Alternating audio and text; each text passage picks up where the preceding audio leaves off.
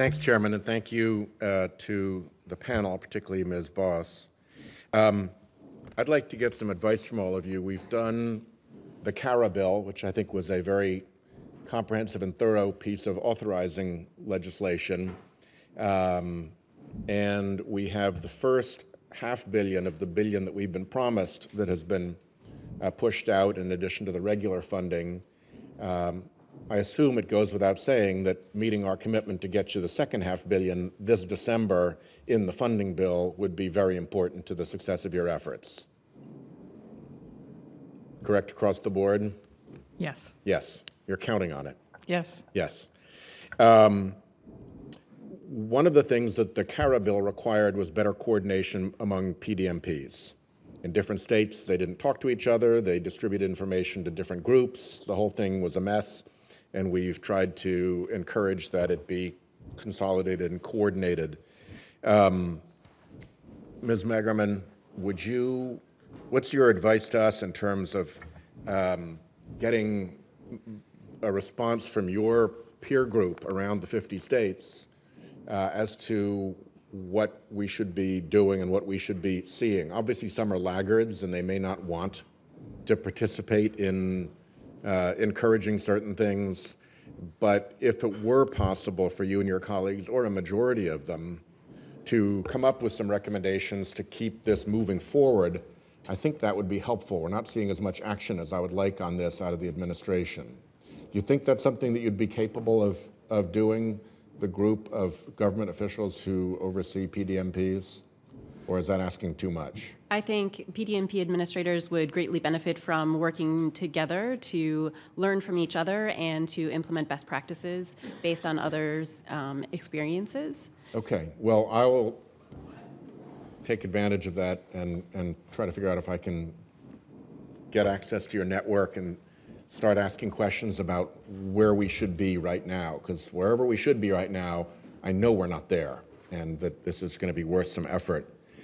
Ms. Boss, one of the things that Rhode Island has done that is most novel has been to get those peer recovery coaches into the emergency departments so that when somebody comes in overdosed, they get a real opportunity for engagement before they get put back out on the street again. In that context, I have heard in a couple of places that the program bumps up against privacy protections of the patient.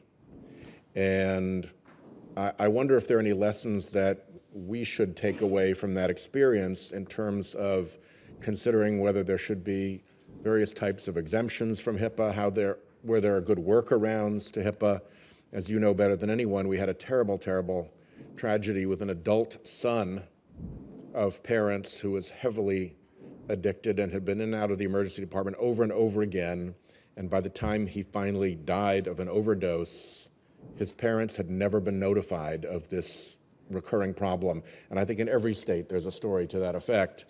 To me, that's a bureaucratic failure. To me, we need to find a way to get through that so that parents and loved ones can be engaged, or if there's a complete breakdown of that relationship, that perhaps some kind of a special master or something could be engaged. But tell us about what the privacy problems are with the ED program. So I think two different problems related to this. One would be the fact that hospitals are not able to contact family members without the express permission of the individual in their care. Mm-hmm. And that would be a HIPAA violation if they did. Yep. One of the workarounds that we're looking at is using our health information exchange to get prior approval from individuals before they hit the emergency room of who can be contacted in an emergency. So at a moment when they're not in the midst of perhaps active addiction, identifying, yes, you can contact my whomever, and then being able to use that through our health information exchange that the emergency rooms have access to. And that would be something set up by folks between their primary care provider and themselves early Correct. on as a matter of regular doctor Correct. visits. Correct. And the second is the ability to contact the peers if the individual in that moment at the emergency room is saying, no, I don't want to talk to a peer. And one of the workarounds that we've done is creating special authorizations that you may not want to talk to a peer right now. You're in withdrawal, you're not feeling well, you're embarrassed, you've met with them before. Can you sign this release, and maybe they can contact you a day or two from now. So we're piloting that right now and are seeing significant increases in the connections with peers because they're not employees of the hospital. You need permission to contact them. Yeah. And so that release has been a workaround that looks like it's as a pilot going to be pretty successful in engaging peers post the emergency department. My time is up, so I won't ask any more questions, but I would invite anybody else who wishes to respond to that question of the ED and the privacy issues to do a response for the record. You'll be asked questions for the record, and if you could add that to your questions for the record, and if there's anything else, I think this would be a very sensible place, Mr. Chairman, for us to do perhaps a little bit more work as a committee. Thank you very much to the terrific panel.